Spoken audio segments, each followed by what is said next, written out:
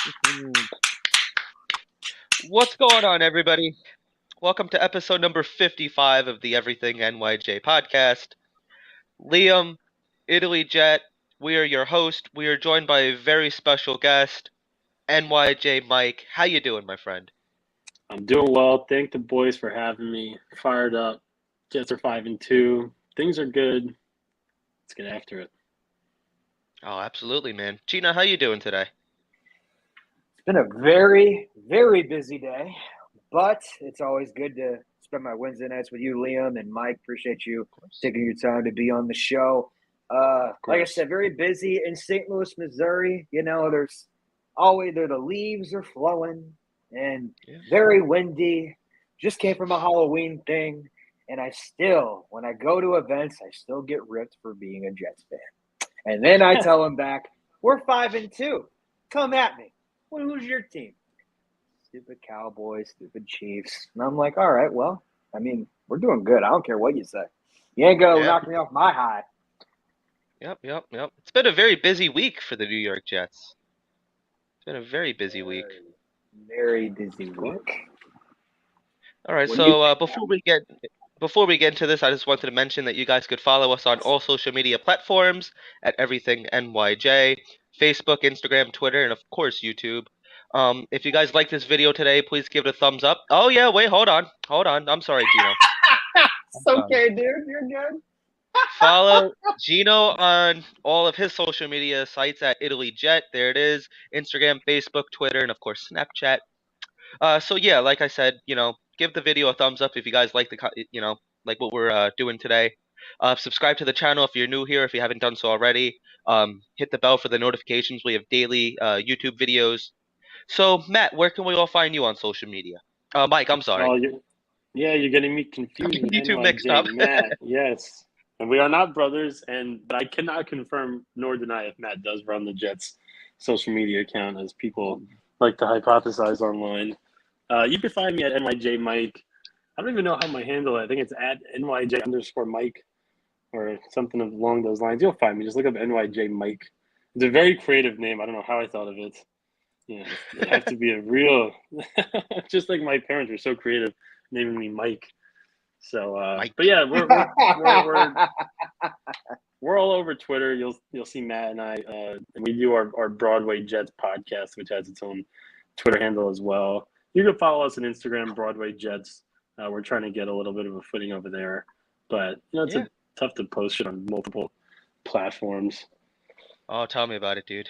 We're all over, and it's not easy. All right, Gotta keep so up with it.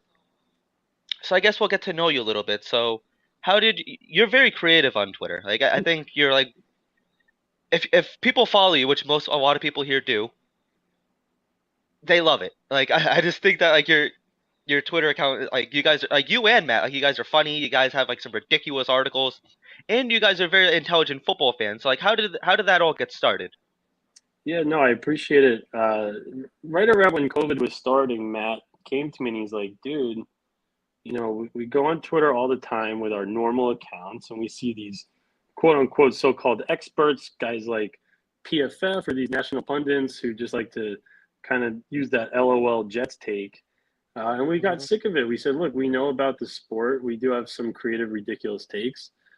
Why don't we throw it on Twitter and see if it gets a little bit of a following? And it kind of blew up, and it's been really fun. And especially with these recent times, the Jets have been winning, gaining more following, and just spreading some optimism and some truth about the Jets. I don't want to hear one of our biggest arguments in the beginning when we started these accounts was, we basically I was born in '96, and then you look at the '97 to 2010 Jets. You have what, 7 playoff teams, 3 trips to the AFC Championship game. You have like 11 seasons with at least 500 record. So, and during that time growing up, and you hear same old Jets, and it's very frustrating. So we decided to do something to combat it. So now we'll make memes and throw them at PFF's face, or Stephen A. Smith doesn't know how to say Michael P. Ryan. We'll trash Yeah, him, and Elijah Moore wants to be a scumbag. We'll show him why he's being a scumbag in meme format. Maybe he'll understand, and then hopefully right. things blow over. Him and LaFleur were dapping up before, which I like to see. So just stuff like that. Yep. It's good to have a little bit of an impact and just kind of change the landscape. Maybe how some people think and root about sports, and it's been a ton of fun. Yeah, man. Absolutely. We need more people. Like we need like the Jets community is so big. It's like you have guys like Samini and like the beat writers. Like they're not even Jets fans. Like, and I'm sick of them telling us how the Jets fans feel. Jets fans are angry. Jets fans are happy about this. Like, how do you know? Like, you're not a fan. You didn't sit through butt fumbles. Like, you didn't like maybe as a writer you did, but like you weren't a passionate fan. Like, you didn't sit through the blowout losses, the ghosts, and this and that. So it's like that's a big reason that me and Gino got into this. It's like we are the voice of the Jets fans. Like not all of us, not just us, but all of us as a group. Like Jets Twitter, it's very unique. Like it's split. You have some people that love Zach, some people that hate him, some people that love Sal and hate Sal. But what it is, at the end of the day, we're all passionate fans. It's like I think we all want the same thing. Let's all get to the Super Bowl. Like that's the ultimate goal, and it's just really a Yeah. great spot that all of these Jets fans could kind of express how they feel. It's not some jerk off in the newspaper telling us how to feel. So I think it's great that like all of us get to do all of this and come on, and like we all get to interact with each other. I just think it's so cool, man, personally. Oh, dude, Jets Twitter is the best. Met some really great people over the last couple of years. Guys have come and tailgated with us and, texting and hanging out with dudes. And it's been great. And there really are so many passionate Jet fans. The Jet fans are crazy. And the Jets Twitter is just really, I think, exacerbating that, making everyone even more insane in the best possible way. Winning every Yeah, rookie of the week. They got to stop listing us because it's going to win every single time. It's just, fired up fan base. And that's coming off of 10 straight years of not making the playoffs. So, right, testament to the right. Jet fans. I agree. I just want one of these. I just want another Nice. one of these. Is that too much Yeah. to ask? That's Hey, too at least much we to have ask. one. 12 teams have none. That's not Exactly. another LOL Jets take. You hear, oh, the Jets are the worst franchise. No, 12 teams don't have one. So, good exactly. luck. Led by this guy. Led by this guy. Yeah. He I sold always his just think soul it's to the funny that devil. yeah, yep. I think it's funny like Gino just casually pulls out like a Lombardi, like oh yeah, what are these? Yeah. Hey, we gotta get used to this. We're a good team now. We gotta get used to it. We are a good team. 5-2 feels so good, man. What a gut does. punch, Brees and AVT. But Hey, but it's next you man up. It's always the next man up. Look what John Harbaugh did with the Ravens. All three of his running backs go down. Brings another set in. Yep. And yeah. nothing changed. Nothing changed. Look, and I'd rather have James Robinson than what's his face they brought in last year. Cam Akers? 58-year-old. Cam Akers or Gore? No. Was it Gore? Yeah. No, I mean for No. who the hell did Harbaugh bring in the old Falcons running back? Whatever. And they had like Latavius. Freeman. Yeah, Devontae yeah, Freeman, and they had Latavius Murray. But look, Joe Douglas, great move. If, I know Michael Carter and James Robinson have similar build, et cetera, et cetera. My buddy Michael Nania, who we were just talking about, great dude, tweeted out James Robinson is 8 for 8 on goal line attempts from the 1 yard line. So that's a little bit of something maybe that the Jets were missing when Brees went out. That power back. And it just is a shot of life into the team, into the fan base. You're 5-2. Jet fans are ready to explode and fill up that stadium Sunday. It's going to be a crazy atmosphere. But then, you lose your best two offensive players in a matter of 10 minutes. And you're like, that really kind of sucks. That's really, really frustrating. Right. So it was a good move. It's a good timing, I think, by Joe Douglas. Absolutely. And like that's the thing too. It's like that 2-14 season, with Adam Gase, like I stopped buying Jet stuff. Like that was my boycott. Like I'm gonna hit the Johnsons in the pocket where it hurts. And I think a lot of I think a lot of the fans did. But like the thing is, like we want to spend money on the team. Like this is like if you put a good product on the team, we're gonna sell out MetLife. Like you heard during that Dolphins game, dude, we were freaking loud. Like we want to be loud, we want to be passionate. Just give us something to be passionate about. Put a winning product on the field. Steel Stone, I want to say what's up to him real quick. Mike, I want to say what's up to him as well. Steel Stone, he had a really good comment here. He goes, "What is important to me, or yeah, what is important to me more than the wins as a fan is seeing high level football play each game because it's my entertainment. I don't want to watch abysmal offense every game. It's boring. But he's right though. It's like they're putting in like, when's the last time we were this excited about like a football game, like a New York Yeah. Jets football game? Like I can't tell you how many times like in the past I put on like a Monday night game, like a Thursday night game, and it's like Chiefs and like Bills. Like this is like high quality football. Like this is a real NFL game. It's like the Jets are finally showing up and like they're playing a real NFL game now. It's really just exciting, you know. So like, what do you think about Yeah. like? Obviously, I'm sure you're excited about the whole 5-2 thing, but like, what are your exact thoughts about it? Yes, I think people kind of got into a rut as Jet fans where you couldn't picture normal football. So, you go even back to 2015. So 2015 is obviously a terrific year. Jets go 10-6. Fitzpatrick sets all kinds of records. Marshall and Decker, yada, yada, yada. 2016, you're supposed to be good, and it's a disaster. 2017, you're supposed to go 0-16, suck for Sam. You start off 3-2, and it's a relatively entertaining season, but it's not what you want. And then after that, it just is 2018 you have Darnold as the rookie. 2019 you start off 1-5, Yeah, 1-7. 2020 you're 0-12, 0-13. 2021 you're 1-5. So it's just been too many years, the last 3 or 4 years, without any competitive football. And then you forget what that's like. Look at the last couple of games. The Jets have been leading most of the game. They're controlling the game. They're playing real normal football. So for a couple of years, when you are deprived of that, and then you sprinkle in COVID 2020, you can't even go to the games. It just is. yeah, It became a very bitter situation where you got to the point this year where the Jets are 1-1 after the Cleveland Miracle, and you're losing to the Steelers in the third quarter, the fourth quarter, and people are just can't handle it. And you're not blaming the fans, and because right.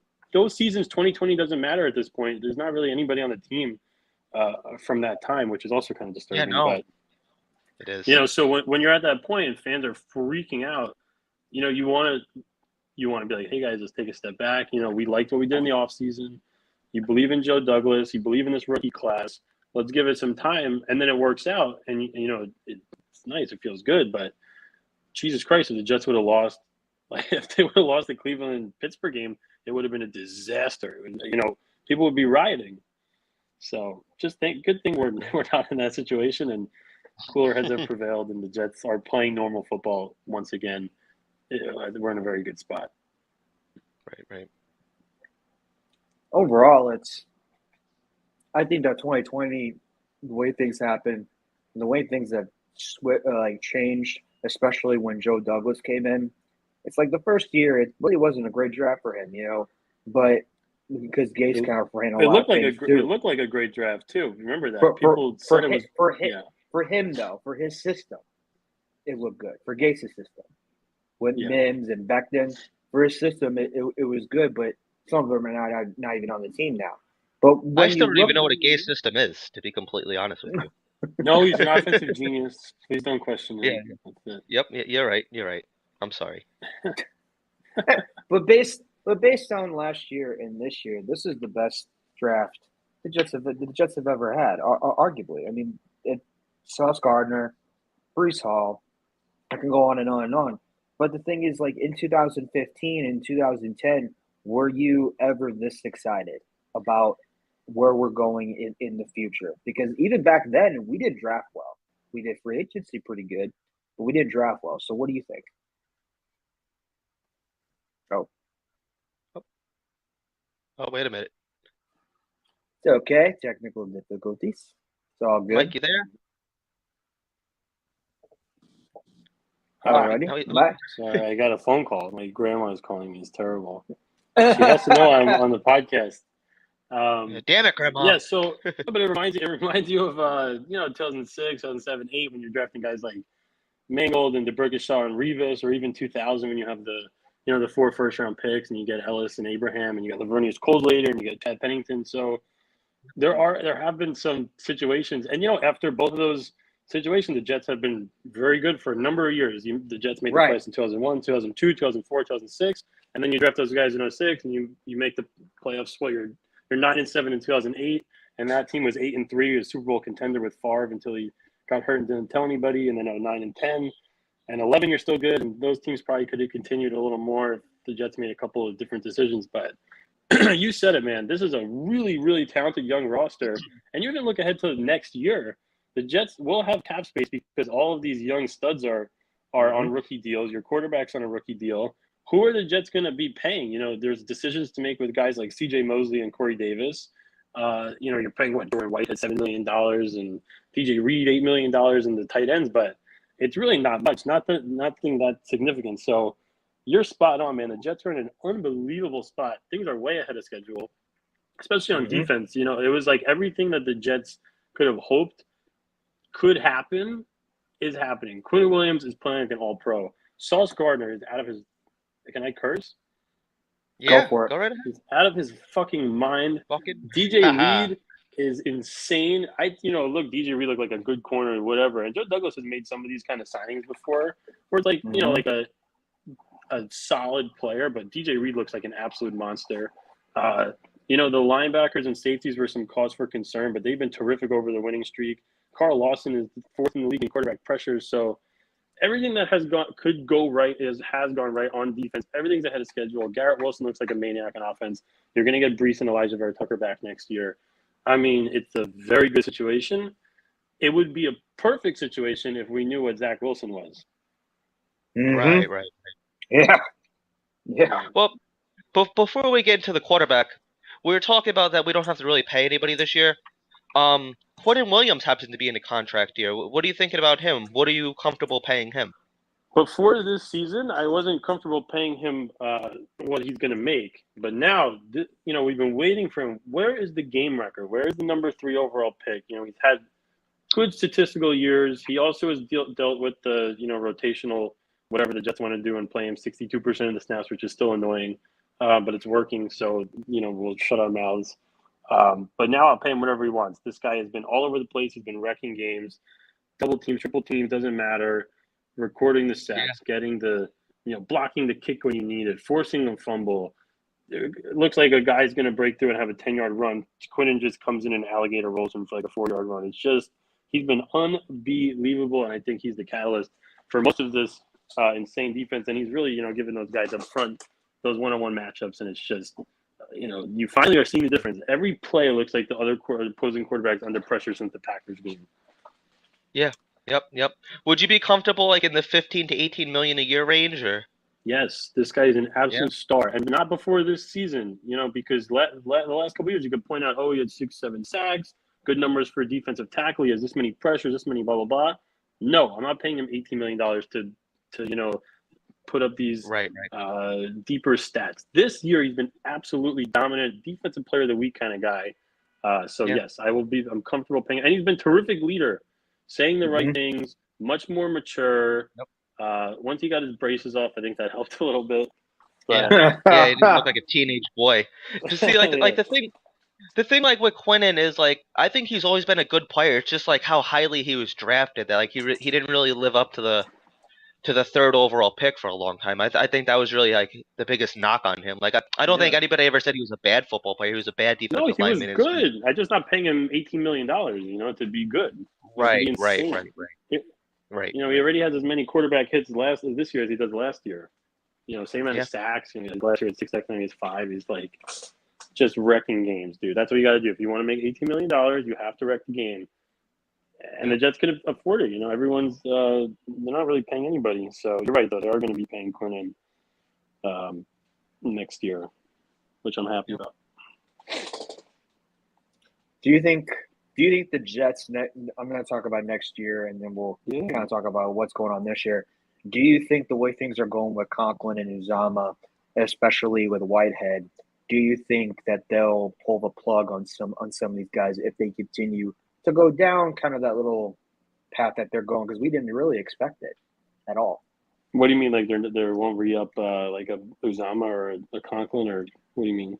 Like cut them loose because there's an out on their contract. Yes, you know what I mean? I think for sure. Look, and the reason you draft a guy like Ruckert in the 3rd round, you hope you can get something out of him within his rookie deal. They could always make a move to sign another tight end. The good thing about guys like Conklin and Uzama and Jordan Whitehead, terrific locker room guys, especially Uzama, leaders on the team, makes you swallow. You know, you're paying a guy $8 million when he's got like 4 catches, but they're not exactly asking him to be a pass catcher.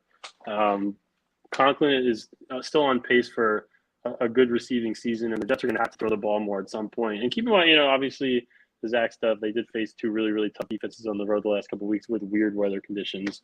So we'll see. I think it depends. Maybe they could restructure a guy like Mosley. We'll see what they want to do with Connor McGovern. Yes, there are some decisions to be made. I think if the Jets, because again, and right at this moment, I don't know what the Jets are even going to draft next year. You maybe want to draft you can make an argument for an offensive tackle.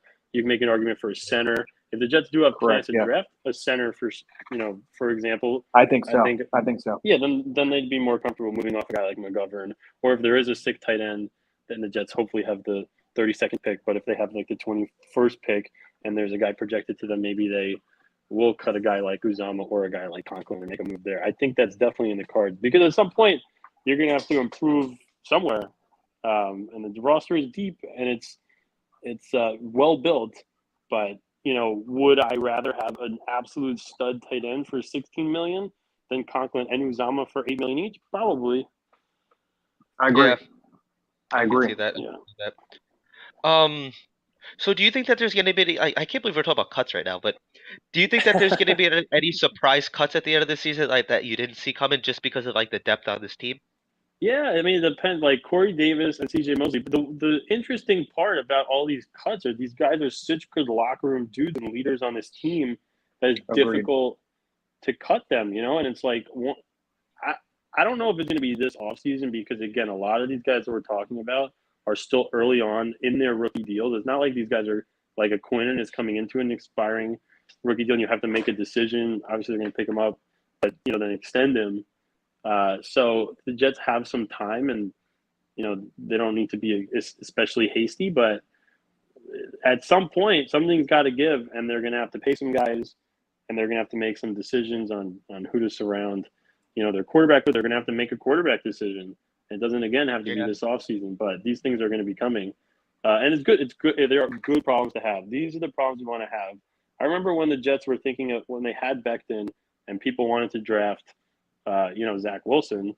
I was a big Darnold supporter, and I guess I probably was wrong. I'll still die on my hill, but people are saying you can't draft another tackle because then in 5 years you have to pay both of them. I'm like, dude, let's get to that problem when we have that problem. And Becton, gets hurt every 5 seconds. Yada yada yada. But it's a similar situation, so it's a good problem to have. I hope the Jets have this problem where our roster is just too deep. We have to cut some guys that we don't want to cut. You saw this preseason, 7 ex-Jets that got cut during training camp. Cuts got picked up by other teams. So you're going to see stuff like that where Jets just build a really deep, strong roster all around. That's what it is. It's like Robert Saleh was even saying, he goes, NFL players are going to be getting cut. And it's like a lot of times, like, we would cut these guys in preseason and, like, they wouldn't be picked up by anybody. Like, they're just, like, out of the league, like a little flash in the pan, So it's like... even our, third-round picks would do that. Yeah.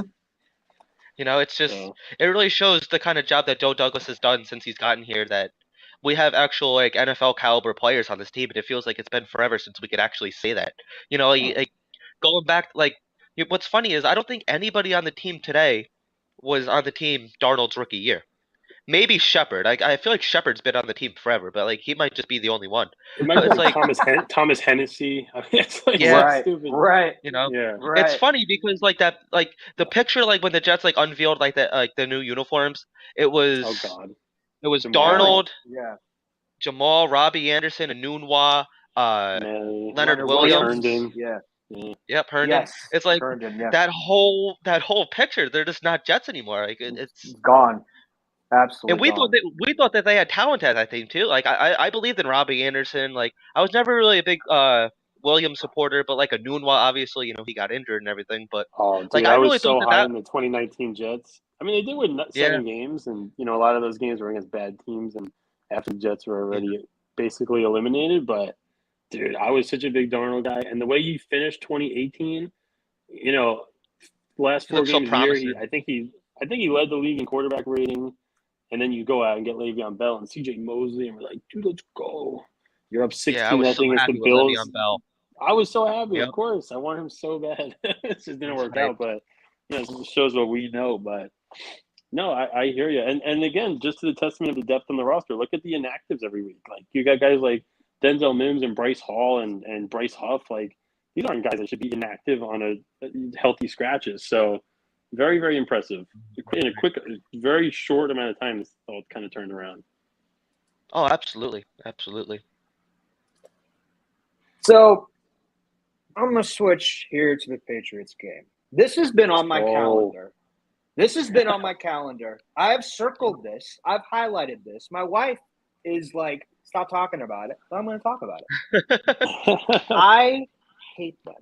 Okay, hate's a very strong word, right? I think we're all Jets fans. I think we all feel kind of the same way, right? So Yeah, I hate them. This has been on my calendar. This is the day that we beat them. It's been a long time. They beat us 34 times. This is the time to beat them. I think we can. They have so much chemistry issues on offense that aren't good. The chemistry's off. Defense, you can take it or leave it, right? What do you think happens on Sunday? Do you think we beat them big? Do you think it's going to be a squeak or neck and neck? What do you think? Yeah, fuck this stupid garbage franchise has to bother me my whole life. Tom Brady just, I ruined my childhood.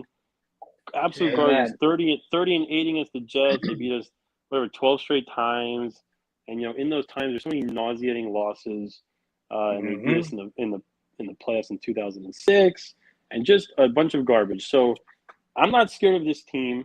I'm not saying the Jets are going to come in and beat the hell out of them, especially because I don't think the Jets are going to play a very wild game plan where you would kind of beat a team by a lot of points unless you do something like what the Bears did and just run all over them. But again, I think this is a really good matchup for the Jets in the sense that who scares you on the Patriots offense? Jacoby Myers is having a good year. Good luck against Sauce and DJ Reed. The tight ends are fine, but Hunter Henry's averaging 24 yards per game. I'm not scared of him. I'm not scared of Jonnu Smith, who has 7 catches. Ramondre Stevenson and Damian Harris are fine, but they're the same guy. Our run defense has been much better. I think we're going to be able to stop them. Mac Jones is playing on 1.5 legs. So, good luck. And hopefully they do their stupidity of their nonsense quarterback switching on and off, which Belichick said they were going to do and then didn't do. If any other team does that, they're going to get so much shit for it. This imbecile with his stupid broken hood can say whatever he wants now, but he sucks without Tom Brady. Fuck him. Fuck that whole organization. They want to throw the ball on us when they're up by 40 points, and they hurt our quarterback. Good luck.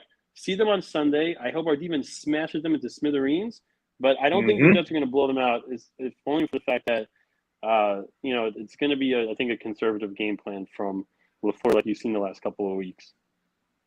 Right. Mike for president. Mike for president. Anyone? Yes. Anyone?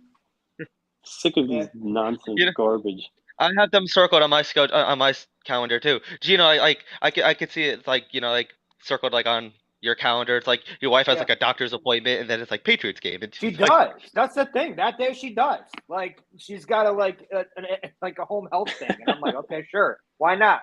But I'm gonna be watching. And then Gino has like Jets games like all throughout it. Exactly. No, that's exactly right.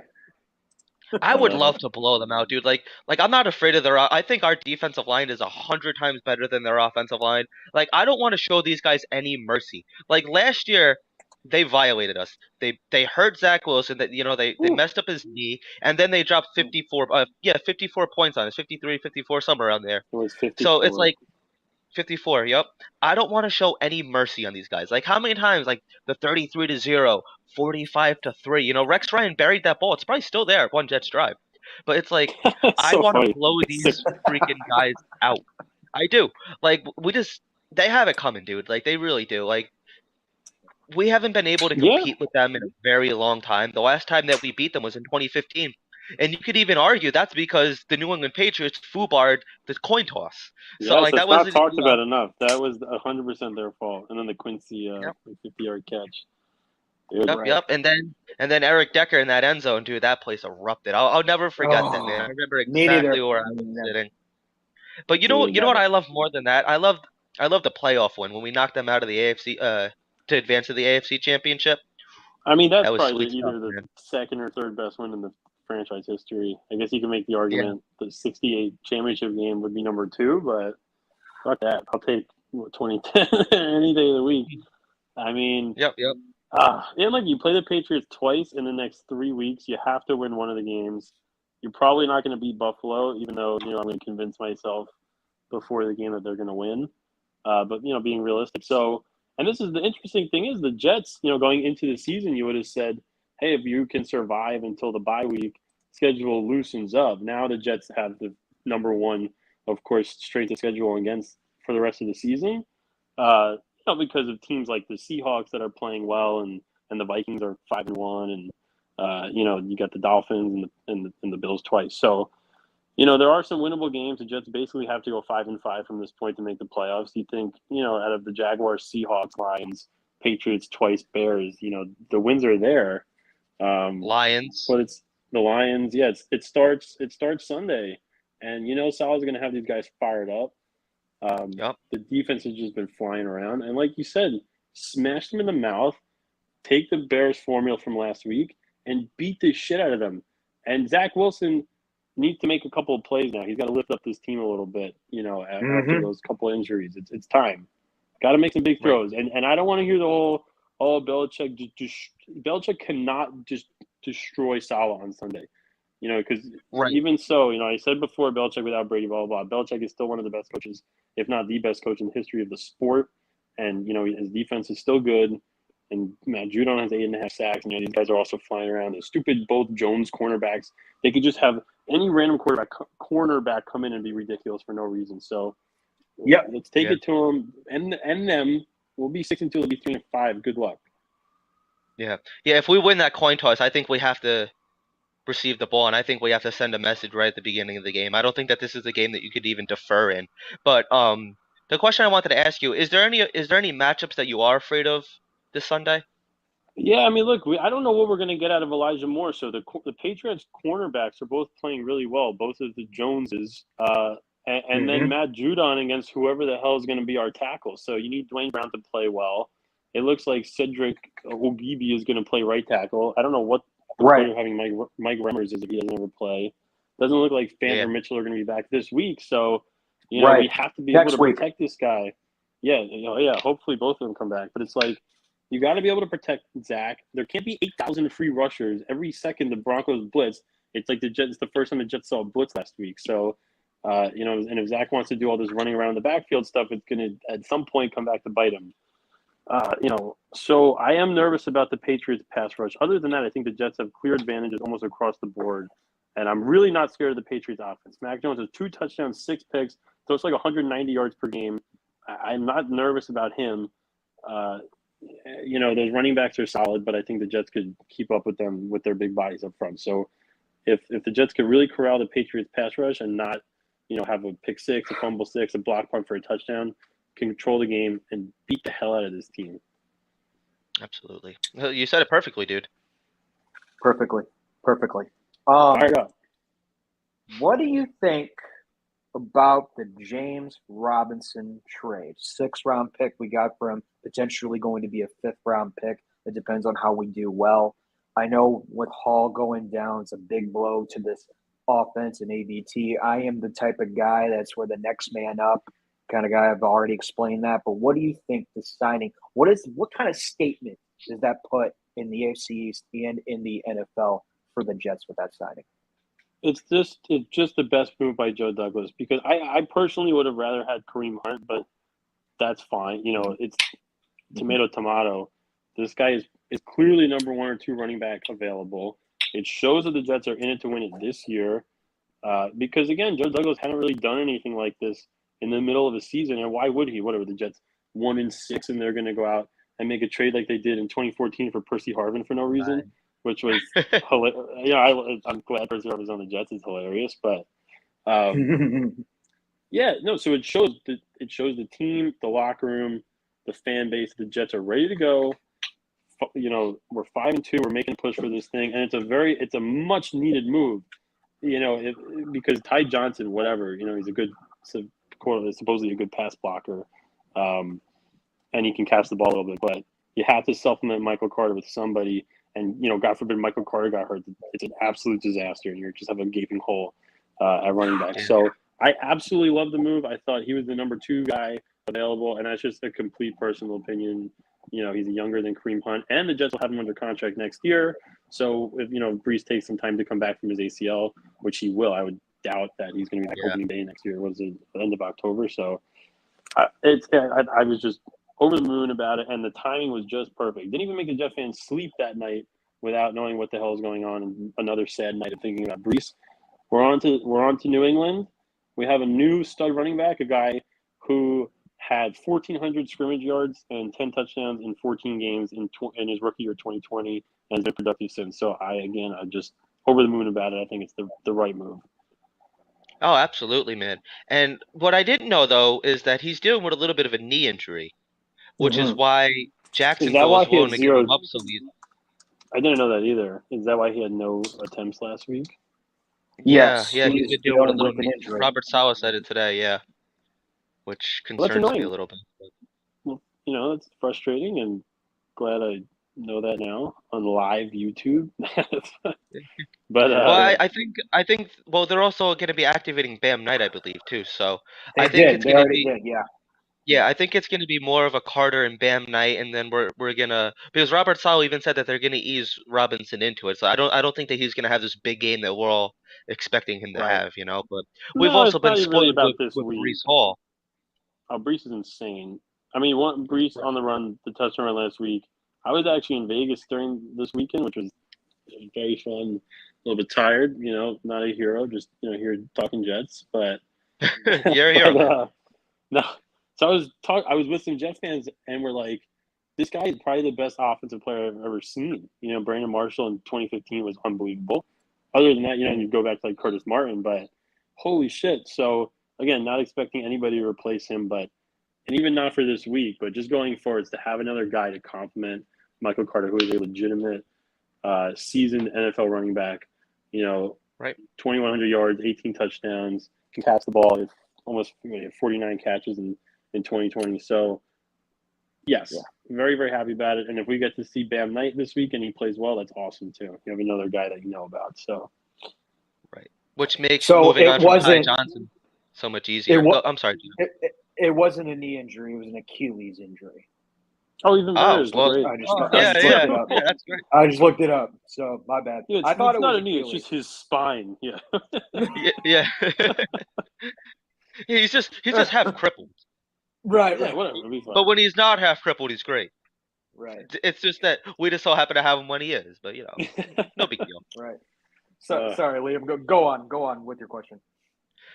Well, it was just more saying that, like, I think that we could, if Bam Knight proves that, that he did earn a spot on this team, which I think he did, and Agreed. we have Michael Carter and we have Robinson. I think it makes moving on from Ty Johnson a lot easier because, like, in 2020 I liked Ty Johnson. Like when we signed him from the Lions, I liked him. I thought he was young. I thought he was explosive. It was him and Josh Adams. Like they kicked ass in that 2020 game. Josh like they really did. Yes. Yep. Yes. Yeah, now we're dropping some names. But oh man. The real number 33 Adams. Yes, yep, you're right.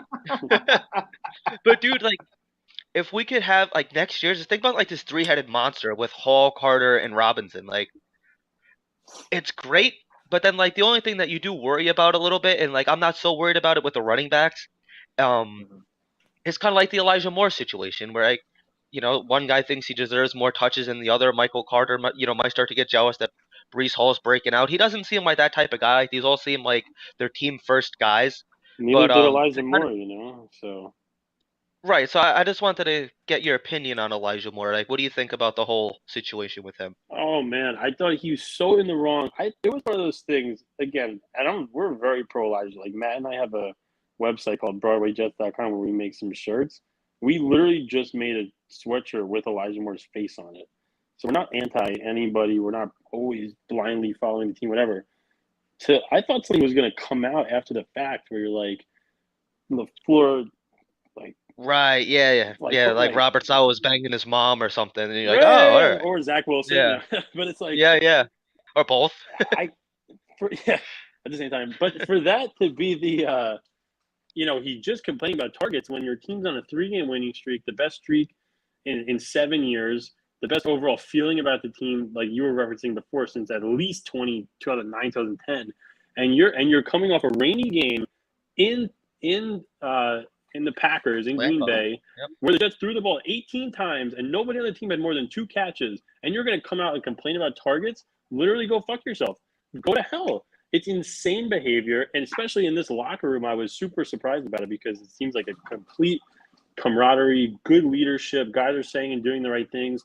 Look at all the guys on the team that have done unselfish things. You have CJ Uzama, who's doing a glorified tackle. He's blocking every play. You have Elijah Vera Tucker playing 3 different positions. You have Fant moving across the line back and forth. So you have Corey Davis, who's taken a role of blocking and being a maniac. And then you have Elijah Moore, who is going to just sit there and be a crybaby and go home from practice because he's not getting enough targets. It's unbelievable. Right. So not only was he wrong, he didn't even understand. Then he's tweeting nonsense. He's tweeting that he's persecuted. I don't know what the hell he's talking about. He's just obviously receiving bad advice. Don't listen to AJ Brown, who's also a scumbag. So I was shocked because Elijah seemed like one of those dudes, just like Jamal Adams. I'll never forget training camp. I think it was 2019. I'm in training camp. Jamal Adams staying. It must not have been. It must have been 2018 because by 2019 he already had all these issues. He's staying after he's signing everybody's jerseys. I'm like, dude, if we had 22 Jamal Adams, we'd be the best, the best organization of all time. Nope. He's a scumbag, tweeting about Texas being a cock of the earth. So I was shocked about it. But Elijah was 1,000% in the wrong, and I hope he comes back. I hope he talked to his teammates. I hope, things smooth out, because we need him and you like the guy and you like his ability. But you just hope that those weren't his true colors because an absolute embarrassment of a situation for him personally. Well, I'll put you on. It's not so much of a little secret, but Gino, I'm going to tell him what Green Bean told us. We had Green Bean on Monday night, and I love Green he told Bean. us he told us something like on the show, so it wasn't in private. So I think it's okay to repeat. So Green Bean has an inside source. So this guy claims that Elijah Moore, Deebo Samuel, Metcalf, and Brown all have the same agent, and take away Moore, they've all kind of stomped their feet and gotten paid. They've all kind of acted like a little bit of a diva about it. So basically, this source spoke to Elijah Moore's mother, and Elijah Moore's mother kind of explained what's going on. Is that in the short version, his agent doesn't feel like he's going to be able to get Elijah Moore paid if he continues to kind of go down this rabbit hole. So the goal was to try to get him to Kansas City, where he would kind of fill Tyreek Hill's role and get him paid there. So sure, that's but then he's kind but that confirms our thought that he's a scum piece of shit of the earth. right. And pick your battles, man. What kind of advice is he getting from this stupid agent? You have to force a trade this second. Are you crazy? In the middle of that time, you think that's going to go over well? So, and that's on Elijah Moore, because if you get the stupidest, most garbage advice in the world and you take it, then it's on you. And you want to say, oh, this Bible verse, this nonsense, blah, blah, blah. The best way to turn your own fan base against you, and I didn't know this because I never had experienced this situation, the best way to do it is, I guess, during a 3-game winning streak, when your teams have historically struggled for the last 10 years, it's to demand a trade for literally no reason. Good luck, Elijah Moore. The thing that's crazy about that too, and well, actually, Jacob, I'm not saying that you should pay him. I'm not pro Elijah Moore here.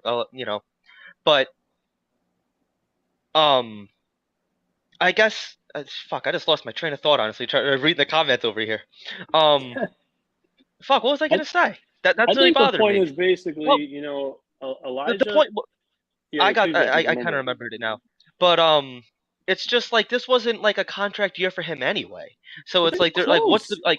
So so his agent's concerned about paying him in 2 years. Like, it's just freaking ridiculous. And I think if he would have played in Denver, that would have made Zach Wilson's life easier, and I think he probably would have gotten a decent amount of catches too. I think he would have had some targets because they would have had no choice. And it's like, he's going to be activated this week. He'll be playing, but I don't know, man. Like, I don't see how it's going to go over well. All these comments are spot on.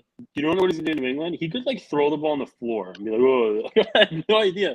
You're right, and he should make a public apology. He should get down on his knees and say, "I'm so wrong. I apologize to Jet fans. I get it. Instead, he's tweeting about being persecuted, some stupid Bible verse. Right. It's like he Mhm. doesn't get it. How do you not get it? It's not a hard concept. You play 17 games in your career. You have like 700 yards. You're not a part of the offense. The Jets are not excluding him from the offense. He had 9+ targets in multiple games. They just haven't thrown the ball the last couple of weeks. Nobody's getting targets. Should Garrett Wilson demand a trade because he might not get paid in 6 years? It's insane. I mean, we're on the same page. Right. I'm preaching to the choir. It's just like I never thought that this would be any kind of scenario. So, and I'm not the one. I don't want the Jets to trade away talent. Blah blah blah. If they go ahead and trade him tomorrow, I wouldn't bat an eyelash because he could literally go Nope. fuck himself for this behavior. Yeah, and like that's the thing too. It's like it's one thing to go home and demand the trade and then like not be active. Like, all right, maybe he learned his lesson. Like maybe they're just not going to make him like face the scrutiny of the New York Jets media. Like what? Like even that, I guess I can make a case for. Like, all right, like let's just move on, act like it didn't happen. Maybe they spoke in private, but it's like he goes out and like you said, like now he's tweeting like about these like persecution Bible verses, and it's just like so obviously you're not sorry for what you did. You don't feel any Yeah. sympathy. It's like Well, the other thing, how could we even start him? It's like Yeah. you didn't learn your lesson. Like you're still poking the bear. So obviously Yeah. he really doesn't care. Like he Well, doesn't realize that he made a mistake. In his eyes, he didn't make a mistake. I think in his eyes he made the right decision. which is disturbing. But the two things: one, Salah handled the situation terrifically. He said all the right things. Said Elijah is a Mhm. terrific young man. We're not trying to alienate him from the organization. And to be clear, if he plays and does well, I'm rooting for him. I want him to score touchdowns. Blah blah blah. But he's got to come out and say something to make it not be like, "Come on, dude." And then the second thing is the way this whole saga started was, and to your point about not facing the media, etc. Samini tweeted out Elijah Moore had 0 targets in the game. Elijah Moore quote tweets it, which everyone saw, and says, "I'm not going to say what I'm thinking," and then immediately says what he's thinking, which Exactly. is which was the first straw. And what he should have done was go behind closed doors, talk to the coaches, have some kind of meeting, voice his frustration. Do not do it on social media. Obviously, that was already insane and way too much. And I talked about it on Matt and my podcast that night. And you're like, dude, hopefully he's not showing his true colors. Let's move on from this. He's our guy, blah, blah, blah. And then to do what he did is borderline, like, I don't even know what the word is. It's completely just unself-aware and insane. So, Yeah. again, if he does well and he comes out and says something of the right thing, like today, him dapping up LaFleur is really good. And I'm happy about that. And it's a good sight. More of that, some on-field production, and hopefully everyone forgets about it. Oh, you said it perfectly. Gino, we have a little argument brewing here in the chat. We have Jacob and Abby going at it a little bit. I like it. A little aggression. Abby saying that Barrios is better, you know it, and Jacob is saying no, he's not. But I will never support Elijah again. This is good stuff. We got some heat in the comment section. I like it.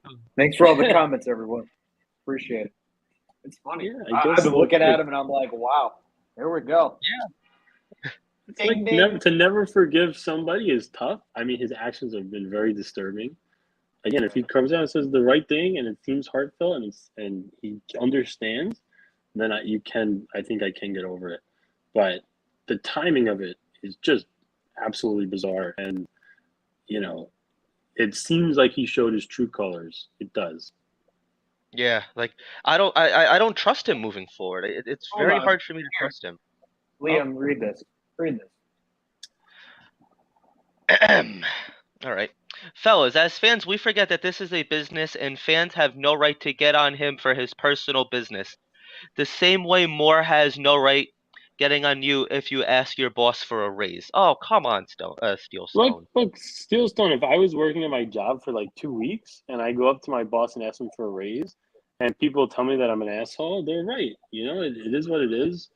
And the Jet fans have every right to call Elijah Moore an asshole because he's being a diva asshole. He can make that decision all he wants, and he's entitled to do it, and he did it, and he's now receiving the backlash for that decision. So, I mean, I do disagree with that. I see where you're coming from. Is he like a horrible person? Should people attack his family? No. Did he make the wrong move? I think so. And did he double up on that wrong move? It sure seems like it. So hopefully he's going to backtrack a little bit and, understand why people are frustrated with him. But I understand. You want the guy to get paid. I hope he makes $1 billion. I hope he does really well. I hope he crushes it and he makes a lot of with money the Jets. with the Jets. Yes, I hope so. But as of the second, very, very disturbing behavior. Well, and it's like the other thing too. It's like he was promising, but like he's not like a breakout like wide receiver where like his numbers. Like let's say like you did start a job 2 weeks ago, and your job is to make boxes. Like I don't know, and you make 50 boxes, and like the girl next to you makes like 48, and the guy next to you makes like 45, and then a guy next to you makes 58. It's like you guys are all kind of in the same realm. You're not gonna go to your boss and be like, listen, dude, I'm making 100 boxes. You guys are making 40. So it's like He doesn't he have any was good. leverage, exactly. If it was Justin Right, Jefferson, then he could make the argument, but right. he's still a dick because it's your second year. But it's not. Even like yeah. Even Yeah. somebody like Brees Hall would have like a better argument than Elijah Moore. Yes. Like Elijah Moore, like you think back to that game with Flacco last year against the Miami Dolphins, like he really ate there. He had that big touchdown against the Eagles. So it's like he had a couple moments, but like to say that he's had like a breakout year, like no, he hasn't had that. So And like the that's best just tweet what ever makes was, everything worse. I agree. And the Buffalo Jet fan, who has a good Twitter account, he tweeted out like Yep. targets in the first, whatever, 17 games. Elijah Moore, like 109, which is a significant number. And then, all these the guys like Devontae Adams and Tyreek Hill and all these stud Yep. receivers with less. It's not like the Jets have been excluding him from the game plan. That is what really is so frustrating. So, if the Jets were really neglecting him and doing nothing, and week after week, nothing, nothing, nothing, and he was consistently open and they're missing him and blah, blah, blah, you still are an asshole, but at least you have more of a point. He's wrong and he's an asshole is the problem, and he doesn't see it. Well, Zach's basically said the same thing. He goes, I'm not ignoring him out there. It's just not what the game plan's been calling for. Yeah. You know? Yeah. Our What do boy you think of Zach. Gino? What You've been a about little what quiet what over about there. Zach? What do you guys think about Zach? Who's carrying what? I feel like, well, here's my opinion on Zach, and I'll be completely honest with you. Yeah. I feel like people think that I'm a Zach apologist, and I'm not a Zach apologist, but I'm not seeing Zach ruin the game for us. What I'm seeing is Zach isn't getting the protection. Like I'm not saying that he's been perfect when he has protection because like you think back to that throw with Mims like where he kind of threw it behind him. Like yes, he's making second. He's played 17 games, so he's still kind of a rookie in a sense. He's like Yeah. an advanced rookie, a second tier rookie. So you're seeing some of those young mistakes, but also what I'm seeing a lot more of is the offensive line playing terribly, and I think this offensive line is overrated. To be completely honest with you, Lakin has so far has been a bust. Dwayne Brown, he's been pretty good, but last week, wasn't his best showing, and we definitely noticed when AVT isn't out there. And I'm just seeing a quarterback that doesn't have protection, that's trying to make something out of nothing. He's really trying to make chicken salad out of chicken shit. The thing that does piss me off about him is like you watch on TV, you could see where the line of scrimmage is in blue. Zach Wilson's running 30, 40 yards back, and it's to the point where you can't even see the line of scrimmage. So that's one thing that's pissing me off about him. And he has to get a little bit cleaner with his throws. But it's like that he can like when he has a clean pocket for the most part, he's making throws. He was hitting Garrett Wilson a couple of times. Uh, he's hitting Conklin to Zoom a couple of times. He's not perfect, but when have we asked Zach Wilson to be perfect? Like that's my whole thing. And all off season long, we're saying how good he is. Oh, Zach Wilson's good. It's all over T-shirts and everything. Everybody loves him. And now it seems like a lot of people were just like, I never trusted this kid. He's a bust. We need to be drafting a quarterback next year. And I don't think that's the case. We've played really good defenses. Green Bay's defense was pretty good. Denver's defense is elite. So it's like our offensive line has struggled. It's a makeshift offensive line. This is not the offensive line that we had in mind going into week 1 in training camp. So it's like I think he's doing the best he can in the situation he's in. I don't think he's in an ideal situation right now, but I think he's only going to get better. Yeah, look, it's a very complicated situation for a lot of the reasons you just touched on. Some of the stuff, missing the easy throws is concerning. I think he's thrown screens much better recently. There were some times last year where he would throw the ball onto the floor. You're like, what the fuck was that? It was kind of concerning. Towards the end Right. of Yeah. last year, He's he he's cleaned made a that couple up, mistakes. which is fine. And this year, I think his ball placement has been much better. You mentioned the throw to CJ over the middle last week. Stuff like that, where it's just a lot of that. Too many times. I'll give you an interesting stat. So for the 17 games, 10 touchdowns, 13 picks, and 3,000 yards. And he did miss most of the first Patriots game, so it's really like 16 games. Zach had 6 passes last year that ended up on the 1-yard line, and the play to Brees Hall this year in the Dolphins game where he threw like the 70-yard pass. So, I think people would look at him a lot differently if right now he was 3,000 yards, 17 touchdowns, and 13 picks in those 17 games. So there's some perspective kind of things with the eye test.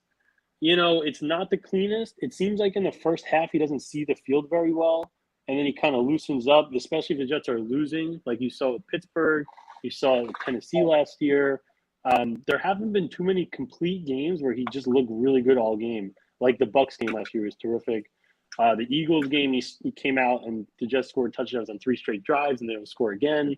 Most of the time, Mike, it's been the first half Mike, has been a disaster. Yeah, I'm sorry. I don't mean to cut you off here, but you have to say please. hello to Elmo. You have to, otherwise El- he's gonna ruin our chat. So it's in Elmo, it's so everybody's good to best see you, interest. man. Yeah, yeah. I love Gino, your say work. hello. The cookie. Elmo's World, Elmo's World. What's up, Elmo? How are you doing today, Elmo? Yeah, yeah. Pretty good. Hello, Elmo. How are you? Yeah, that was pretty good. That was Pretty pretty good, good. I Gino. think Gino's hung out on Sesame Street a couple of times. Yeah. I'm sorry, Mike. I didn't mean to cut you off. It's just I know what this little Muppet will do. He will raise hell in our chat if you don't say hello to him. It's a So demon Elmo. Yeah, so no, yes, it's interesting. I think the first half he's just not seeing the field well. A lot of games he goes into the half, he's like 20 yards, 28 yards. You say, what the fuck did I just watch? And he comes out and makes some good throws. It's definitely better that he's more clutch in the fourth quarter than not. That's something that you can't really teach. He has some kind of intangible right. killer instinct. But just based on the numbers in the eye test, it hasn't been a terrific start at all for him.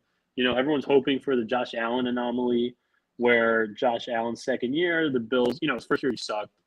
Year 2, Bills go 10-6. Josh Allen throws for like 3,000 yards. They make the playoffs, and then he just completely blows up and becomes an absolute stud. And then the last thing is Right. Zach Wilson does have the talent. He has the insane arm. He can run around. He can elude sacks. You want to see more of it. It's like that's what we keep hearing. It's like this is the real benefit of having this guy is when he gets out of the pocket, he can make insane things happen. We've seen him evade a lot of sacks, but it hasn't turned into any real plays down the field. The one play I can remember this year is the Corey Davis play in Green Bay where, he eludes the guy, rolls right, and then throws the Yeah. bomb. Yep. So I want to Right. see more. If he's not going to be accurate and stand in the pocket, which keeps collapsing like you mentioned, I want to see at least that to help our offense. But as of right now, he's not really doing anything, which, has worked, but need a little bit more. Right. Right. Gino, what are your thoughts on Zach? This is the last comment I have. I think everything that goes on with Zach Wilson, it's always going to be up and down. The New York market is always going to be hard on your ass, right? The thing about Zach is there's stuff that he needs to get better at, but there's also stuff that he's doing perfectly fine with. The offensive line does suck, but I think for me, I just want that Zach Wilson last 6 games last year. He was progressing. He was doing really well, but he wasn't doing well in the beginning. But he's a rookie, and then he gets injured. That also sucks. I just think if we can get that Zach Wilson back the last 6 games and put it to this year and have a good O line, he gets better and continues to grow the chemistry with everyone because he is still learning. I still understand that, but it is also frustrating having all this. But at the same time, we won with him. Flacco won with us once, and it's nice. It's like, who would you put, White, Flacco, or Wilson? For me, I would go with Wilson. I am a huge Flacco guy, but I think for me, I just want him to keep growing the chemistry. Hopefully, he gets past his knee injury. It still looks like it's still out of it a little bit for me because I've had knee injuries my whole life, so I just noticed different things. But that's what I think. Keep growing. Just keep growing. If you told me Zach Wilson was great or awful, I still have no idea. So we need more time. I And to agree. the offensive line, it's tough. They're still, they're going to get Fant back. I mean, you should have a normal offensive line that, Dwayne Brown, Tomlinson, McGovern, and you want to use Herbig or Mitchell, and then Fant is a normal, pretty solid offensive line. And then can't forget you have Garrett Wilson, Elijah Moore, Corey Davis, the two tight ends, and Michael Carter / James Robinson is a very good skill position group. He has guys. This is a pretty good situation. He's got a good defense. I want to see more. I still have no idea. The jury is out. Right, which I think by the end of this year we need to know what he is, and I'm not really just comfortable with him being a game manager. Like that's fine. Like No. he's not being too reckless with the ball. He's not throwing the interception. He's not costing us the game, but he's not doing enough to be that franchise quarterback where he's gonna go out and win us the game either. I mean, he Agreed. has a couple of times. So Gino's laughing over here. Good. Oh, so you want him to be Ryan Tannehill? No. I don't want him to be Ryan Tannehill. No, Tebow. I'm looking at Tannehill and Tebow. I'm looking at the Tannehill and Tebow comment. I'll take Tannehill. He's got some good years, which is I've seen garbage for so many years. But Yeah. But it's like obvious. Like when we drafted him, Robert Saleh said like we're gonna lift you up. Like you're not gonna have to lift us up. But like at some point you have to be that franchise quarterback and lift us up, which he has shown that he can do. He's putting his team on his back. Look back to Pittsburgh. He had those two offensive drives. For scoring for the very touchdowns to clutch. win us the game. That Tennessee game in overtime. So it's like even that Tampa Bay game, he really balled out against the reigning defending Super Bowl champs of that year. So it's like I think we have seen the glimmers of hope. It's just I don't think we've seen a whole 4 quarters of Zach Wilson being that guy. So to me, like that's what I want to see from him by the end of the year. Can he play a full game where he looks like the elite quarterback, where he looks like something special, where he looks like the second overall pick? So to me, that's like my biggest concern. Like I'm not concerned with some of the passes. I think that would just come with time, but also I made the case for the offensive line, but I'm also not saying that he needs to be behind an all-pro offensive line for him to be competent. So it's really a 50-50. Like you said, I think that we need to see more from him and just see, get all of his playmakers out there and just see what he can do around a talented team. Yeah, I mean, for the same reasons we were talking. I'll make that. For the same. The same thing we were talking about Quinnen before. Third overall pick. When's he gonna pop? Is what we need from Zach. So we'll see. But I would like to see that guy Jacob make out with Elmo. Yeah. I kind of want to see that. Elmo, are you Elmo down even for have that? You're lips? still in. Does the lips or a tongue? Can Elmo make out? I don't even Let's know. go back to his comment and look at Elmo. Can you make out? know. Yeah, no, he has a mouth. Wait, hold on. He's got a mouth for sure. But how do you? I don't even know. I'm sure he can make it work. I think Elmo knows how to. I think Elmo knows how to work this. But Right. this chat is going to complete shit tonight. I don't know. The chat's in rare form I don't tonight. even know. It's great. It's great. It's great. I freaking love it. If anybody is making out with Elmo, it has to be on the Everything NYJ podcast, though. Yeah, please. What was the guy saying about LaFleur's play calling? There was a play. Yeah. It was funny. I was talking here about it this is. with I Matt. got it, Gino. So Matt and I were talking the other day, just off the air, how there was like a 7-yard little hitch to Berrios that they ran in the third quarter. It's so easy. Like, why don't they just do that more? But that's right. just I'm sure they do. They don't see it. There's pressure, blah blah blah. But I really like LaFleur, and I think he's creative. I think he does a good job trying to keep the defense on their toes. He'll call some really well-timed play actions. He'll run the ball 11 times in a row if he wants. But the defense really doesn't know what he's going to do, which I like. Could he make Zach's life easier? I think so. It's all about these first quarters. It's like, again, the first quarter will end. Zach's like 1 for 6 with 2 yards. You're like, what the fuck did I just watch? Right. And I don't know. There's got to be a way to make it easier for him in the first quarter, but I think a lot of that falls on Zach just not seeing the field well in the beginning of the game. Yeah, that does seem to be a trending topic with him, and like they do tend to go 3 and out. But when they don't go through, like when they pick up a first down or two, that's when I think the offense really starts to get it gets its legs. I'm stuttering. I don't know why. It gets its legs. It starts like really moving, and I think that's like when it picks up, and 9 times out of 10, that's when it results in points. But especially going into New England, like we can't go 3 and out if we get the ball.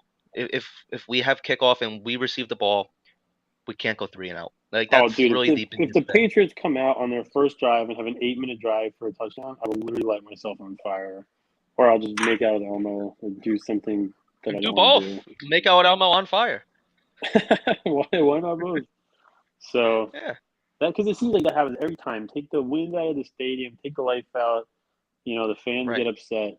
So I do agree with you. I would love to receive if the Jets win the coin toss and push it down their throat.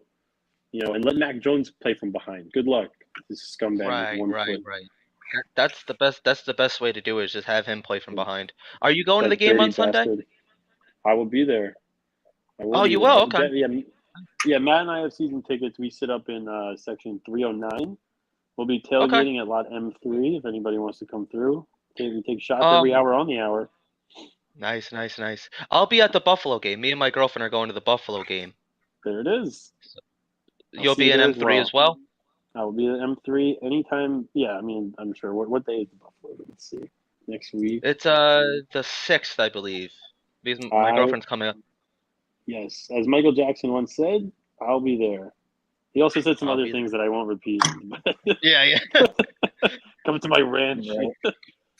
Yeah. It's That terrible. happens too. Yeah. And just I don't think That's right. Elmo But wants to hear that. So. it's almost clienteler who went to the ranch. That's it. Yeah. But yeah, it's funny because my girlfriend is like kind of like a Buffalo Bills fan. Not she goes to college up there, so she's not a huge Buffalo Bills fan. She knows Josh Allen and she knows they're good. So like anytime that she can kind of rub it in like a Jets fan's face, she will. But now she's like kind of nervous. She's like, "Oh, I don't want to get like spit on," and if I wear like my Bills shit, I'm like, "You're not. That's not gonna happen." Nah, the Like Jet fans are Jets pretty fans are respectful. right. Yeah, I mean, I could think of some pretty classless organizations out there, and Gino knows who they are. Gino deals with them on a daily basis. Yeah, I'm in Missouri. It happens all the time. It's all good. Yeah, so yeah, we'll definitely be seeing you there. I'm kind of excited to meet Matt as well. He hit his face when he was on here, so I'm Oh, dude, excited yeah, to he's see in you within. disguise. Yeah, yeah. So I'm So kind of hoping ridiculous. to see. He's like tweeting stuff out Oh, during work, so he doesn't want people to know who yeah. he is. It's so funny. I yeah. I mean, she Nice. isn't It's the one. calm. but Hey, listen, but she's not yeah. a Patriots fan. She's not a Dolphins fan. So out of the AFC East, if I had to pick like one team, I guess it would be the Bills. But besides the Jets, that don't bother me. So they've struggled. They went through bad wrecks just like we did, and they've had Tyrod take like they've struggled too. They've It's gonna lost take. four Super Bowls in a row. It's funny. Right, The younger right, kids are gonna really hate the Bills more than anybody Yeah, right. yeah, because like they're gonna be good our for a while. the next generation is, but like as long as it's not Okay. like Tom Brady just like ruining our childhood, like It but the won't way be. he did You're it never was gonna just see anything like he that. just did it so It, classless too. Like they just Scum seemed of like the earth such cheating. dirtbags. Yeah, Yeah, they're fucking yeah, it was 16 and just 0. We're 4-12. They're spying on our practice. They're deflating bullshit football. They're spying on the Rams. right. Brady's complaining every time he wants a call. But again, no one's going to win the division 20 times in a row like the Patriots did. It's just not going to happen. You'll see. Yeah, that was just a special time period. Yeah, it was a Mhm. fluke for 20 years. Yeah, it was a God 20-year damn. Hey, fluke. Mike, you've That's been what I choose wonderful, to. man. I appreciate you, man. You've been wonderful. No, this is great. It's been a ton of fun talking Jets. The best time. Look, I mean, we've been waiting for this for years and years and years. To be 5-2 is a pipe dream. It's like unbelievable. Something horrible happens at work. I'm like, whatever, man. The Jets are 5-2. It's fine. Well, It's that's the whole girl thing. dumps It's me, like whatever. I've uh I've been like So at work and like I actually gotta go. So I'm so sorry, guys, but I actually gotta go. But Mike, you've been wonderful. I appreciate you, man. Good William, speaking, Gina. Jet up, baby. take care, man. Yeah, I'll hang on for a couple more minutes if you want. Gino will text me like at work, like if something like bad happens, and I'm just like, Gino, like I'm having a great day. Like I don't even like want to open this text message, so I just get like, oh shit, sometimes. But No, yeah, man. man, This he this is why we play. This is why we do it. Those years and years of garbage. It's supposed to feel better when it works out. It's feels real good. 4-game winning streak. It does. Like it's so you can't be an angry Jets fan right now. Like I don't get like some people are just like screw this team. Like Elijah Moore. Like some people think like it's like we're in like a dumpster fire right now. And I'm like no, like, it's cool, man. Like this is the best that it's ever been in at least the last 10 years.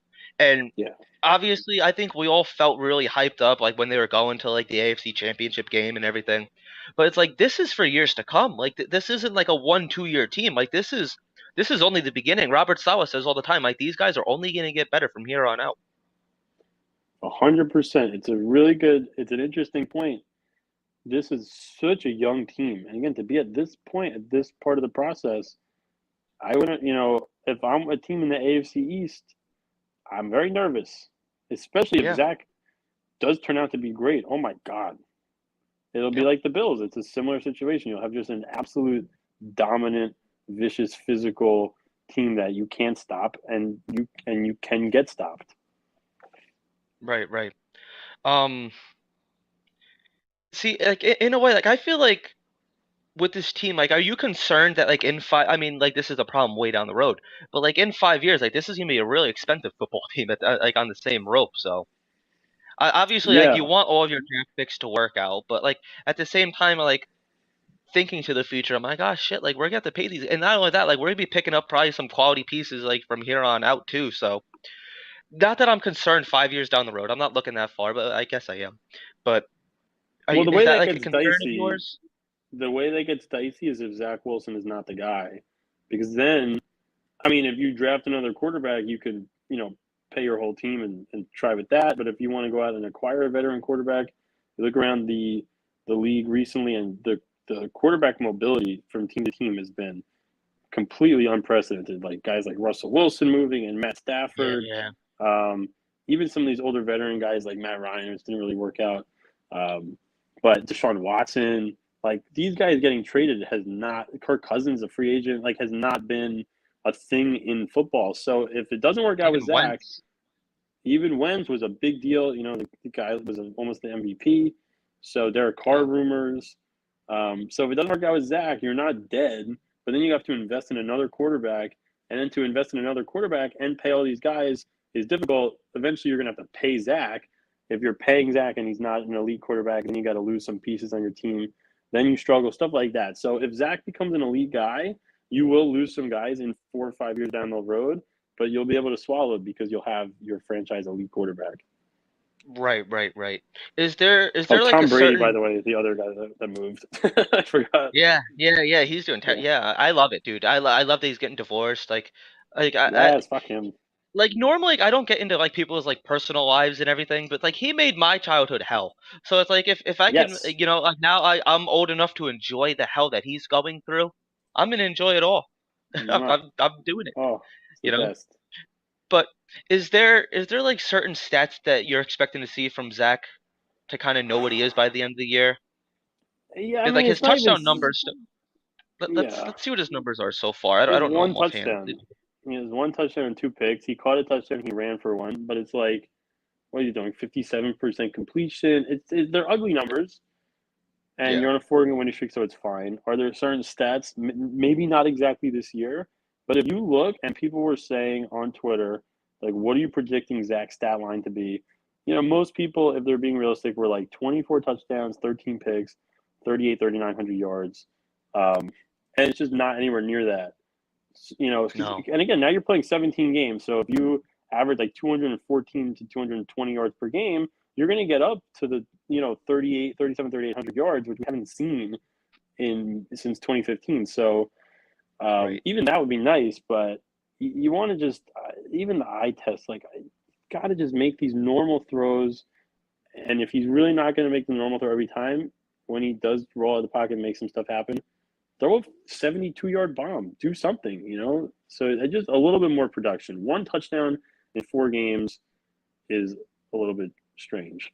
It's Right. not ideal. The one thing that the one thing that pissed me off with Zach, especially like during like the Denver game, was I really think that was a fumble. He was throwing that ball. So like that kind of concerns me. Like it does seem like he gets happy feet a lot, and like he just scrambles and like doesn't know what to do. But like Zach Wilson seems like one of those quarterbacks that like he's at his best when he's scrambling. Like you look at the bomb that he threw to Corey Davis, like one of his highlight throws. Multiple. You saw it against Tennessee. You saw it week 1 against the Panthers that his rookie year when he like I know rolls out to the right.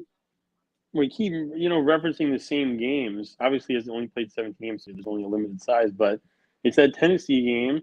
You're right. The other bomb in the Carolina game to Corey Davis, and then the playing against the Packers last week. There's 4 plays, and he's made some other Yeah. cool plays. Like also in that Tennessee game, he picked up the loose ball off the snap and threw it past to Crowder, and then he rolled left and threw that nice play to Keelan Cole in overtime. So there are, Yep. of course, more than 4 examples, but it's like if that's the guy's strength, you figure we'd see it a little bit more, especially if he is moving out of the pocket a lot. Right. That's a good point as well. That's a really good point. And I hope we will. I think we will. So, you get your guy, Yeah. you get more back, and the Jets are going to need it without Brees. So I'm looking forward to it. I think he's going to, you just hope and pray that he's the guy, because you just don't know. Nobody knows anything. Yeah. It's just Could have said Josh so Allen stressful. sucks after. You just don't. Yeah, nobody knows. Anyone could say they know, just like they said the Jets were going to suck, and they don't. Just like Yep. Adam Shine said the Seahawks were going to suck. I said the Seahawks were going to suck. They're not. They're 4-3. You could say Geno I Smith's thought a they would piece of too. shit. Yeah, he's having a good year. You just nobody knows, but maybe we'll get lucky again, and this will be our franchise guy. Yeah, who knows? I mean, we're overdue for one. It's Lord only knows 50, that. I thought, 60 years. yeah. I mean, we've had like so many like guys that like I thought were like really going to be that guy. Mark Sanchez, I thought was going to be that guy. Oh, Chad love him. Pennington, I thought he was Chad going to be was that good. guy. Look, Chad did Yes, no, make he was. Yeah. He's my childhood quarterback. So Yeah, he played like 4 full seasons in his career and made the playoffs every his time. his shoulder just crapped out on him. And what You really got to be broke able to my heart throw. too is when he went to Miami. That Yes, really that's broke such a my heart shame, too. especially because that Jet team was so good. When the Jets were 8-3 that year, because think about it, that's pretty much the same defense as 2009, Yeah. and that's the same offensive line. That's the crazy DeBrickashaw, Aaron Faneca, Mangold, Brandon Moore, and Damian Woody, which is just one of the best offensive line maybe ever put together. You have Thomas Jones, you have all the same weapons, and you Yep. have Brett Favre, playing very good football. And then next year he goes to Minnesota and has an MVP type season. So it's Yeah. like, After he retired. man, fucking asshole for the second time. So it's like that team was so good, and then Chad could have had his success with us instead of Favre being taking pictures of his dick, whatever, and sending it to the employees. So it Yeah. is a shame. Yep. Stealing money That from and then Mississippi, whatever. yeah. I don't know what's like. There's something that he's stealing from like a charity or something like that that's going on. I know there's some rumor going on about him. I didn't even look too I much into it. I'm sure he's a yeah. scum. I haven't either. Yeah. They all are. That like so obviously it's like Pennington going to Miami hurt. But you know what hurt more than that was Revis winning a Super Bowl with the Patriots. Oh, at least he came I back, but mean, what a disaster. That's my number one guy by far. Every password I have is Revis. You want to hack my stuff. But it's like, that was the absolute dude. I remember before he tore his ACL in 2012, my friends would bother me. They're like, oh, like, who, I'm in like middle yeah, that school. game So against they're the being 49ers. scumbags. But Yep. actually against the Dolphins, the 49ers, Santonio Holmes tore his Oh, Achilles. that's what it was. Yes. And All he right. like threw the ball in the air. But yeah, so Revis, before he got hurt, my middle school friends like, oh, I hope Revis gets hurt. I'm like, yeah, he's not gonna get hurt. Tears ACL. I'm like, oh, Jesus Christ. Like, oh, I hope Revis gets traded. I'm like, he's not gonna get traded. Traded to the Bucks. They're like, I hope he goes to the Patriots. I'm like, you wouldn't dare. He goes to the Yeah. Patriots. And I'm then like, next what thing you the know, he's fuck, holding dude? a freaking Lombardi. I know it's Yeah. terrible. I had this kid in since like middle school, no, from like maybe elementary school, all the way up until high school. Like he's like one of those kids that kind of like well, not literally missing, but like I don't know if he like went to like a different school like halfway through high school, but he was just such an annoying Patriots fan, and I like look him up like from time to time. Like, where is this kid? Like, I talk some shit to him. Like this is the year, you know. So it's like I'm trying to find him. I don't want to throw his name out there, but if any, I'll look. I'll give it a look, and if he has some mutual No, friends, I'll find him. no But reason to be a it's just Patriots fan in this area. If you're a Patriots fan, you're a front running dick because the Patriots were never and good growing up, your parents were not Patriots fans. So if you Right, are, when right, you're a right. kid, you are a front running dick, and you can go Yep, fuck yep. yourself. Well, That's it. now they're doing. I want to see how big a fan base they have since they're losing now. Like now that they're going to be kind of on the decline, like do they start to lose some fans? Because I really Yes. don't want any bandwagon Jets fans. Like we've said for years that there's no bandwagon Jets fans, but it's like everyone all of a sudden like, oh, like now I'm a Jets fan, this and that. It's like no, like if you didn't cry through 2-14 with us, like if you didn't have to Go witness to like hell. Adam Gase going like this, then yeah, like I don't want you as a fan. Like I Go to don't want hell. that. But it's Yeah, like I mean, like if you live in this area, maybe okay, I kind of like this, whatever. Now there's gonna be Jet fans in like Kansas. Be like, oh, I love the Jets. Like, all right, dude. Yeah, Well, yeah, well, Gino's doing this from St. Louis. That's what Gino lives in St. Louis, and he said that yeah, he's met since he's lived there. He's met 6 Jets fans, and he goes like 4 or 5 of them were probably assholes to him. He was like, yeah, like they just weren't like approachable. He goes like I try to talk to them and like they kind of just like shoo me away. So he was like, it's not even easy out in the Midwest, but it's like I don't know, man. I live like on Long Island, so it's like I see Jet fans all the time. Like it's no big deal for me. Gino came to week 1, and he was just like in awe that like the Dick's Sporting Goods and so, like even like Walmart has like Jets T-shirts. He's like, dude, we don't have this. He's like, this yeah. is great. He went on. I'm not gonna name the price because if his wife watches, she specifically told him to like watch his spending. Oh yes, I am. So you know, It I'm was not on gonna get him in sale. trouble. Yeah, yeah, exactly. Everything was half off. But yeah, Yes. dude, like he went on like like a spending spree and like he was happy. It's like that's what I'm saying. It's like this whole fan base, like we'd all be like that. Like I'd be buying a new Jet shirt every week. It's like we There have you go. something to be proud of for once. I'm at the gym. I'm wearing like a Jet shirt on like a Monday, and I'm getting like fist bumps from like other Jets fans and stuff. It's like it's cool, man. It really is. That's why we play. This is Yeah, it. man. So, all right, dude. I think I'm gonna let you go. I got my Rangers on. I want to go see some of that game. I don't even know the score of that game. Rangers and Islanders tonight. And RPR, baby. it's been, Yeah. yeah, man. It's been a pleasure talking with you, man. So I'm definitely gonna hit you up, and I'm definitely gonna stop by your tailgate against Buffalo. I'll bring some beer or Please. whatever. Have a good time. So, All right, all brother. right, man, I'll see dude. It's you been a there. blast having you. I love talking with you, man. I really appreciate having you being here. I said I want to have you on my podcast, is what I meant to say. So thank Yeah, you so much for whenever. having me. That was awesome. Absolute blast. You guys are great. And, Yeah, jet up. definitely. It's Gonna appreciated. win. Yeah, man. All right. Before we go, you would have want to throw your social medias out there again and plug all your podcasts and everything else. Yeah, please follow me, NYJ Mike, and my Twitter partner and best friend is NYJ Matt. We do the Broadway Jets podcast, usually Mondays. We'll do it once a week. But our Twitters are so much fun. We like to have fun and Yeah. and dick around and make some memes and spit some facts. I'll usually tweet out some old videos. Matt is like a meme psychopath. I don't know how he thinks of half this shit. So it's a good balance, and we have a lot of fun on Twitter. Right. Right. All right. If you guys like this video, please give it a thumbs up. Subscribe if you haven't done so already. Follow Everything NYJ on all social media platforms at Everything NYJ. We'll talk some football soon. Mike, you've been great. Thank you, man. Have a good night. All right, brother. Jet up.